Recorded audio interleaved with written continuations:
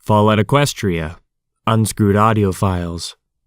By comicsanspony. Read by Forrest M.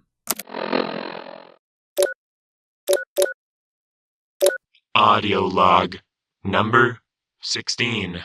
One-sided. So, it didn't take long for me to move the rubble enough to get through it. But turns out, what I thought was the end of the storm was only the eye, meaning it was calm just long enough for me to leave cover. Then it came back in full swing. I barely made it back into another building before it got really bad. I will miss the skin that covered my flank, though. Despite the rest of my body appearing to rot, it had remained intact. My poor cutie mark. A single screw. I will never see it again. One side is sheared down to the bone. I can see my pelvis where my muscle, skin, and coat used to be. I've stopped wondering why it doesn't hurt or bleed. Am I no longer an equine? I look like a monster out of the old horror flicks. I look like some of the old residents of Ponyville Hospital before I left. The kindest comparison to a monster I could make between myself and one of those horror movie monsters is a ghoul.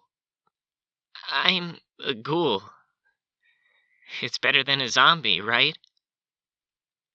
Anyways, I've made my way out of the Appalachian Desert. I finally found a road sign that pointed me in the direction of Manhattan. I think it'll be at least a 2-day trip. Not that I mind walking, but I wish I could be carried on one of these discarded carts. That would require another pony to pull, and I'm the only one around. Period. Aside from the more zombie-esque ghouls, I haven't seen a real pony since Ponyville. No real ponies since Ponyville. And I don't even know if Gizmo and the group he was with are still alive. You know, sometimes I wish you could talk back to me. Our conversations are very one-sided. Either I talk to you, or you spout back events from the past when I don't even want you to.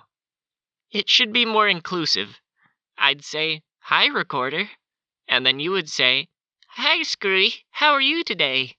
And I'd be all, "Good, just walking along the road on the way into Manhattan, alone in a very alien Equestria." Which you'd respond, "You're not alone, you have me. Now why are we going to Manhattan by hoof?" So I'd reply with, "To get a pip buck that may or may not even be there, so I can find out who took the info on the residents of Stable 1 to finally find out if my sister is still alive." Well, at this point, I really think it's more likely she isn't, and I should just give up, and you'd put your arms around me, and hug me, and tell me everything's okay. You'd say that we'll find out if Shoeshine is safe together. But you're just a recorder. You can't be the friend I need right now. I mean, you're still my friend, but I need someone who can comfort me when I need it. I need Shoeshine.